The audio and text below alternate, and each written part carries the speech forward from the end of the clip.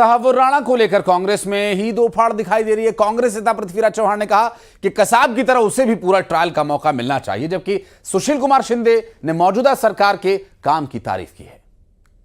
हमारी मांग है कि जिस तरह से अजमल कसाब के खिलाफ पूरे भारत के कानून के अंतर्गत जो पूरा मुकदमा चला है, कसाब को पूरा अपना बचाव करने का, अपने वकील देने का पूरा अधिकार था, उसने वकील दिए, उसको पूरा अपील करने का मौका मिला हाई कोर्ट में, फिर सुप्रीम कोर्ट में, उसके बाद उसको सजा हुई। तो इसी तरह से राणा का जब ट्रायल होगा, उसका जब मुकदमा चलेगा, तो इसी तरह से उसको पूरा कानूनी तरीके से अधिकार देकर उसको जो भी सजा हो उसको स्वीकार करना पड़ेगा।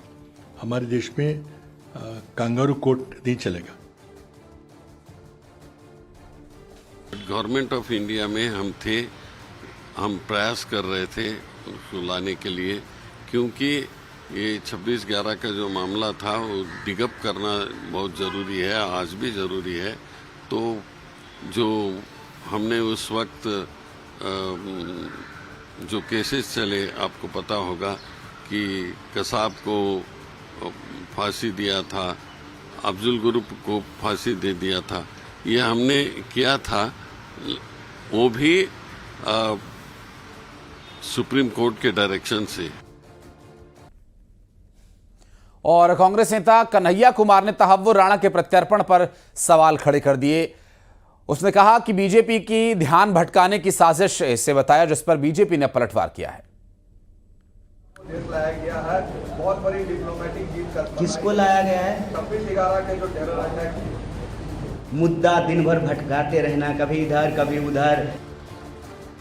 कांग्रेस की सरकारों में चाहे कसाब आया, तहव्वुर राणा आया, ऐसे अनेकों लोगों ने आकर बम धमाके ही किए। हिंदुस्तान में एक नहीं अनेकों बम धमाके कांग्रेस की सरकार के समय हुए। कांग्रेस हाथ पे हाथ धर के बैठी रही, लेकिन मोदी सरकार ने विदेशी धरती से भी, विदेशी सरकारों से भी उन गुनहगारों को वापस पकड़ कर लाए। अब हमारे हिंदुस्तान के कोर्ट उनको सज़ा सुनाएंगे और ऐसे लोग जिनको फांसी मिलनी चाहिए उनको फांसी के तख्ते तक पहुंचाएंगे। फ़र्क इतना ही है, कांग्रेस के समय बम धमाके होते थे, मोदी सरकार में बम धमाके करने वालों को पकड़ा जाता है और उनके खिलाफ कड़ी कार्रवाई की जाती है। कांग्रेस हाथ पे हाथ धर के बैठी थी, हमने हाथ लंबे करके विदेशों से उनको खींच कर लाए। और इस एनआईए रिमांड पर तहव्वुर राणा की पहली रात कैसी रही? कुछ देर के बाद आतंकी तहव्वुर राणा से जब पूछताछ शुरू होगी तो कुछ और तथ्य सामने होने। हालांकि अब राणा से उसके पाकिस्तानी आकाओं के राज के बारे में फाश किया जाएगी, पता किया जाएगा, और एनआईए राणा पर जिन सवालों की बौछार कर सकती है उन्हें जानकर पाकिस्तान में कोहराम मचा हुआ है।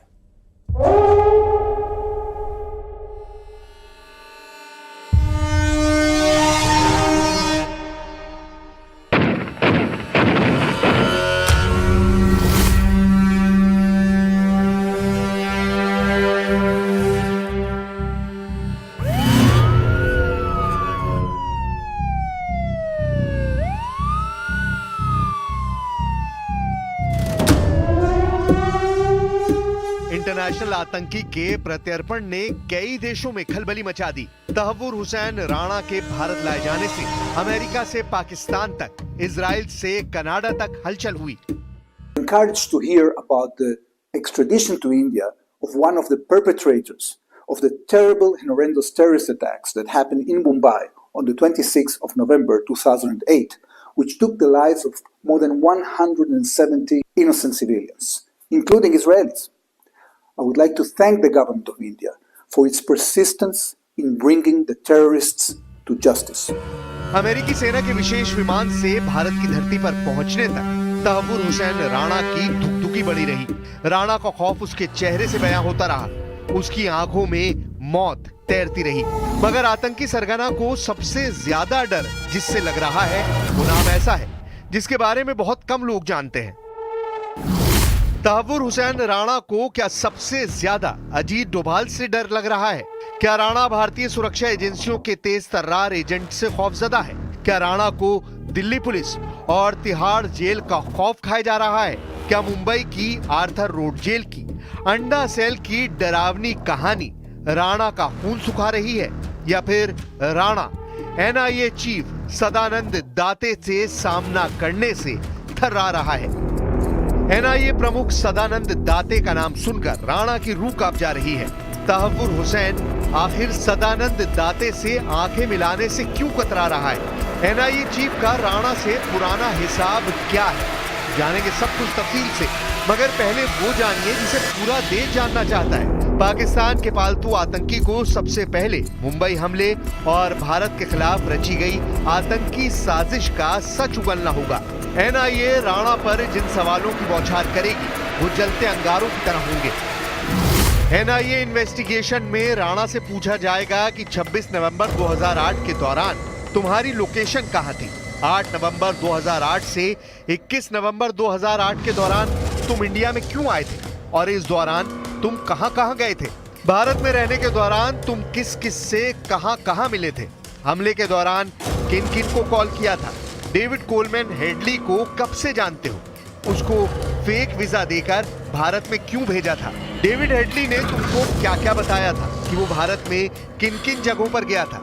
डेविड कोलमैन हेडली इंडिया क्या करने आया था? उसके भारत में रहने के दौरान उसकी तुम्हारे साथ क्या क्या बात होती थी? मुंबई अटैक में तुम्हारी और हेडली की भूमिका क्या थी? तुमने डेविड कोलमैन हेडली को इंडियन वीजा दिलवाने में कैसे मदद की?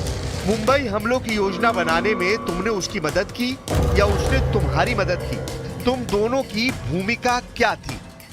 तहव्वुर राणा से एनआईए लश्कर तैयबा से उसके रिश्तों को लेकर पूछताछ करेगी। तहव्वुर राणा से पूछा जाएगा कि वो आतंकी हाफिज सईद से पहली बार कब और कहां मिला और उसकी मुलाकात हाफिज सईद से किसने कराई थी। इतना ही नहीं, एनआईए ने यह सवाल भी राणा के लिए तैयार किया है कि आखिर लश्कर की मदद करने के बदले उसे लश्कर ने क्या ऑफर दिया था। लश्कर पर राणा से जिन सवालों को पूछा जाएगा उसमें हाफिज सईद के अलावा और कितने लोगों को वो जानता है? आखिरी बार उनसे कब बात हुई है? लश्कर में कुल कितने आतंकी हैं? टेरर संगठन का स्ट्रक्चर क्या है? रिक्रूटमेंट कैसे होती है? कौन करता है? ऐसे सवाल भी दागे जा सकते हैं। लश्कर की फंडिंग कहां से आती है? कौन कौन लोग सबसे ज्यादा फंडिंग करते हैं? ये सारे राज भी राणा खोल सकता है। एनआईए को राणा से पूछताछ में यह उगलवाना है कि आईएसआई का टेरर पैटर्न क्या है। आईएसआई से समर्थित हेडली ने राणा को किन किन जनरलों से मिलवाया था। इसके अलावा एनआईए यह भी जानने की कोशिश करेगी कि राणा और हेडली की जोड़ी के टारगेट पर और कौन कौन से शहर थे और कौन कौन से इनके संबंधी थे, इनके एसोसिएट थे, जिनके जरिए ये बड़ी आतंकी प्लानिंग कर रहे थे। हमारे पास तो बहुत सारी जानकारी है, बहुत सारा एविडेंस है, लेकिन राणा के आने से उसमें जो भी एविडेंस हमारे पास है उसमें कुछ और एविडेंस, इसका बयान जुड़ जाएगा और हमको कुछ और जानकारी मिलेगी। राणा को पाकिस्तानी सेना के उन जनरलों की कलई भी खोलनी होगी जिनके नाम मुंबई अटैक में शामिल है। एनआईए राणा से जानेगी कि आईएसआई की तरफ से सिर्फ मेजर इकबाल और समीर अली शामिल थे या कुछ और बड़े अधिकारी भी शामिल थे। अगर शामिल थे तो वो कौन कौन लोग थे? क्या आईएसआई के अलावा पाकिस्तान सरकार को भी आतंकी हमलों की जानकारी होती है? हमले के दौरान आतंकियों को इंस्ट्रक्शन कौन देता है? क्या बोलकर आतंकियों को फिदायीन हमला करने के लिए तैयार किया जाता है? हमले की पूरी योजना बनाने में कितने लोग शामिल होते हैं और उनकी क्या क्या भूमिका होती है? इसके बाद आखिरी सवाल राणा से ये भी होगा कि क्या वो अपना गुनाह कबूल करता है? राणा जितना बोलेगा उतना ही पाकिस्तान बेपर्दा होगा। यही वजह है कि उसके नाम से पाकिस्तान कांप रहा है। एक आतंकी आका के भारत आने से जनरल मुनीर का हलक सूख गया है, हाफिज के गुर्गे की गर्दन फंसी है तो शहबाज शरीफ तड़प रहे हैं। पाकिस्तान का विदेश मंत्रालय तहव्वुर राणा से पल्ला झाड़ रहा है। राणा को कनाडा का नागरिक बता रहा है, मगर तहव्वुर हुसैन राणा 100% पाकिस्तानी नस्ल का है। उसकी जड़ें तलाश ली गई हैं। राणा का पाकिस्तानी मिलिट्री रिकॉर्ड खंगाला जा चुका है। राणा के वालिदैन की वसीयतें तक बांची जा रही हैं। सारी डिटेल आगे दिखाएंगे। पहले जानिए कि एनआईए के शिकंजे में आने के बाद राणा का बीपी क्यों बढ़ा हुआ है? क्यों पाकिस्तान विदेश मंत्रालय की बातों ने राणा का दिमाग ठनका दिया है? Tahawwur Rana issue, we have conveyed our position regarding his Canadian nationality, and as far as our record indicates, he did not even apply for renewal of his Pakistani origin documents for the last 2 decades. I reiterate position. We will give further updates in due course. जिस पाकिस्तान के लिए राणा आतंकी बना, जिन जनरलों के इशारों पर वो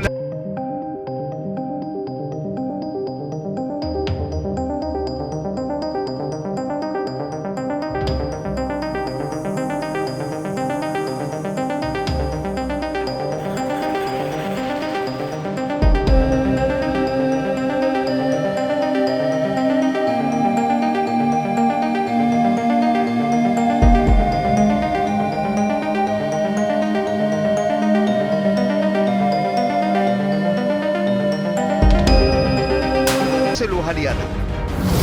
सदानंद दाते 2008 में मुंबई पुलिस के सेंट्रल रीजन के एडिशनल कमिश्नर थे। हमले की जानकारी मिलने पर वो मालाबार हिल से सीएसटी स्टेशन पहुंचे थे। रास्ते में एक थाने से कार्बाइन और 6 पुलिसकर्मियों को साथ लेकर वो मोर्चे पर पहुंचे। तब तक सीएसटी स्टेशन पर आतंकी अजमल कसाब और अबू इस्माइल खून खराबा मचाकर भाग चुके थे। कसाब कामा अस्पताल में घुसकर गोलीबारी कर रहा था। कसाब ने सदानंद दाते पर हथगोले से हमला किया और उनकी जान लेनी चाहिए। हथगोले के धमाके से सदानंद दाते घायल तो हो गए, लेकिन घायल होकर भी वो आतंकियों से 40 मिनट तक लोहा लेते रहे।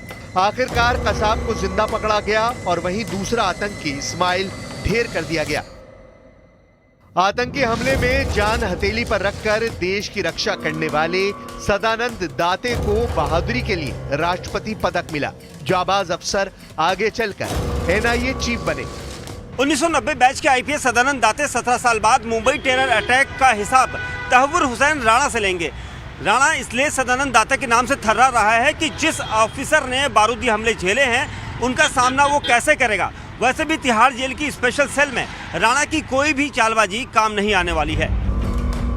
रही बात राणा से पाकिस्तान के पल्ला झाड़ने की, तो ये पूरी दुनिया जानती है कि उसकी पुश्तें कहाँ की हैं। तहव्वुर हुसैन राणा की मां पाकिस्तानी मूल की है, इसके पिता अमेरिकी नागरिक हैं। पाकिस्तान में पला बड़ा तहव्वुर राणा पाकिस्तानी सेना में कैप्टन के ओहदे तक पहुंचा था। हालांकि 1997 में फौज की नौकरी छोड़ राणा कनाडा चला गया। फिर अमेरिका में राणा ने अपनी एक कंपनी शुरू की, जहां उसे बचपन का दोस्त डेविड कोलमैन हेडली मिला। हेडली अमेरिका में रहकर लश्कर के लिए खूनी साजिशें रच रहा था। दहशतगर्दी के ट्रैप में हेडली ने राणा को भी खींच लिया। फिर तो दोनों दुनिया भर में खून खराबे का कॉन्ट्रैक्ट लेने लगे।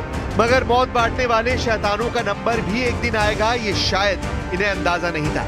राणा का नंबर लगते ही पाकिस्तान में बैठे उसके आकाओं के प्राण सूख गए हैं।